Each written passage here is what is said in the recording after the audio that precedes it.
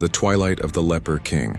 As King Baldwin IV of Jerusalem lay dying, the sands of the Holy Land trembled with uncertainty. A leper king barely holding together a kingdom of divided lords and constant threat. Baldwin had long respected his formidable Muslim counterpart, Saladin Yusuf ibn Ayyub, known to the Franks as Saladin. In the distance, Saladin was preparing. Though noble and just in many ways, he believed his jihad was righteous, a divine call to liberate Jerusalem from the hands of infidels. The fire of conquest, though tempered by compassion, still burned within him. But one night, as Saladin sat alone in prayer outside his tent near Damascus, something changed. Partly 2, the encounter. The moon was full and the desert wind blew soft through the olive trees. As Saladin closed his eyes in meditation, a brilliant light engulfed his surroundings. He opened them to see a man standing before him, glowing yet calm. Dressed in humble robes, bearing wounds in his hands and side, his presence radiated indescribable peace. Saladin instinctively reached for his sword but found he could not move. His body was frozen in awe, not fear. "Yusuf," the figure said in Arabic, "why do you fight for what you do not know?" "Who are you?" Saladin asked, heart racing. The man stepped forward and time seemed to slow.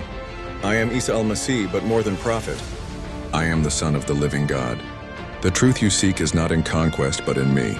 Saladin, though trembling, responded, "But I fight to defend the faith of my people, to purify the land of injustice." Jesus looked at him not with wrath but piercing sorrow. "You have shown mercy on the battlefield, even to your enemies. You have lived with more honor than many kings who claim my name. But mercy alone is not salvation. You strive for God but do not know him. You speak of justice yet cannot see the justice standing before you." Jesus raised his hand, and in a vision Saladin saw bloodshed in his name from both sides. Crusaders committing atrocities, then praying. Muslims doing the same, crying Allahu Akbar. The suffering of innocents trampled between swords. And then he saw the cross. He saw Jesus crucified not as a defeated prophet but as a sacrifice. Then he saw him rise, radiant and victorious. "Your striving cannot earn heaven," Jesus said. "Only my blood can. Do not fight to possess stone walls. Seek instead the kingdom that cannot be taken by war." Tears filled Saladin's eyes.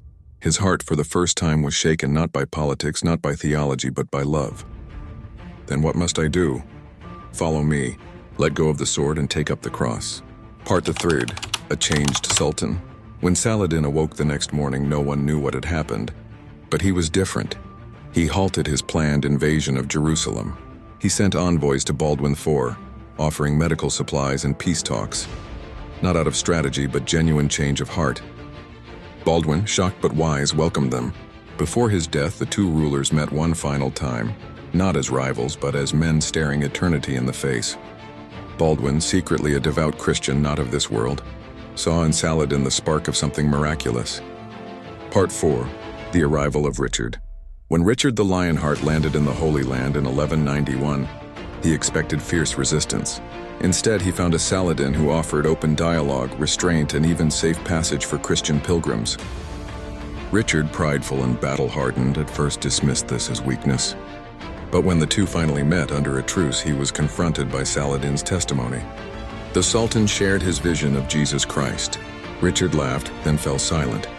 For in that moment he realized he had fought in the name of a cross he barely understood, while this Saracen now bore it more humbly than most knights ever had. Their conversations lasted for weeks. The war never resumed. Epilogue, a different peace.